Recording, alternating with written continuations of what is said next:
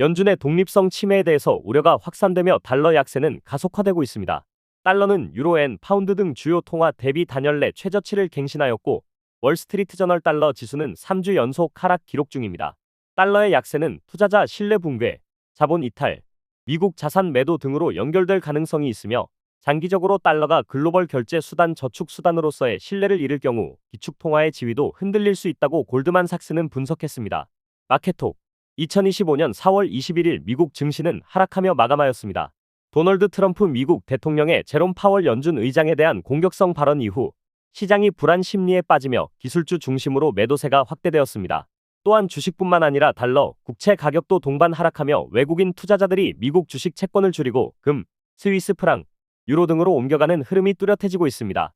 금값은 또다시 사상 최고치를 기록하였고 올해 들어서만 30% 상승하는 기염을 토했습니다. 기업에 관한 소식으로는 트럼프 대통령이 월마트, 타겟 등 미국 대표 소매 유통 기업 CEO들과 월요일에 회동하였습니다. 최소 10% 이상 부과된 관세 여파로 유통업계는 제품 원가 상승과 소비자 가격 인상을 우려하고 있으며 이번 회동은 정책 영향력을 가장 크게 받는 업계의 반응을 반영하려는 의도로 해석됩니다. 아마존이 자사 제품 공급업체들에게 가격 인상분 보전을 요구하고 있습니다. 소비자 가격은 유지하되 마진을 유지하기 위해 재정적 부담을 공급업체에게 전가한 것으로 해석되고 있습니다. 또한 아마존은 클라우드 사업 확장과 관련된 일부 데이터 센터 임대 협상을 중단했다고 밝혔습니다.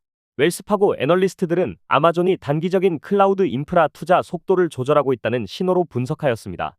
화요일 장 마감 후 발표되는 테슬라 실적을 앞두고 옵션 시장은 9.7% 변동성을 반영하고 있습니다. 소비자들의 비판 여론 증가, 일론 머스크 테슬라 CEO의 트럼프 행정부 연루 이슈, 그리고 전반적인 리스크 회피 분위기는 하락 가능성을 높이고 있습니다. 반면 예상치를 상회한 실적을 발표한 넷플릭스는 주가가 상승하였습니다. 시사에 관련된 소식으로는 한국의 대미 수출이 전년 대비 14% 급감하였습니다. 반도체, 자동차 중심의 수출국인 한국이 가장 먼저 타격받은 것으로 분석됩니다. 또한 한국은 세계에서 가장 개방적인 무역국 중 하나이자 무역 통계 발표 속도가 빠른 나라이기 때문에 글로벌 교역 흐름을 조기 포착할 수 있는 선행지표 역할을 하는데 이를 통해 무역 전쟁의 초기 경고등이 켜진 것으로 볼 수 있습니다. 4월 들어 S&P 500 소속 기업 중 단 8곳만이 실적 가이던스를 제공하였고 이 중 단 한 곳도 시장 기대치를 상회하지 못했습니다.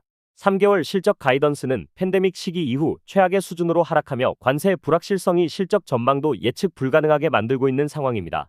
JD 벤스 미국 부통령과 모디 인도 총리의 회동 결과 양국이 양자 무역협상 개시를 위한 큰 틀의 조건에 합의하였다고 밝혔습니다.